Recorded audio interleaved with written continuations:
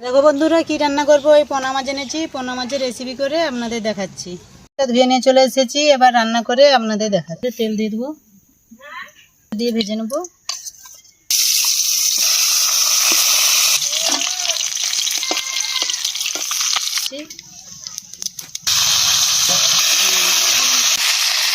হলুদ দিয়ে দিচ্ছি, হলুদ নাকি দেখে নেবো। সবজিটা কষানো হয়ে গেছে, এবার পরিমাণ মতন জল দিয়ে দেবো, একটু ঢাকা দিয়ে দেবো। ফুটছে নাকি দেখে নেবো। ফুটে গেছে, মাছটা দিয়ে আর একটু ফুটিয়ে নেবো। এটা হয়েছে নাকি দেখে নেবো। হয়ে গেছে, এবার ঢেলে নেবো। তরকারিটা কীরকম হয়েছে আপনারা দেখে কমেন্ট করে জানাবেন।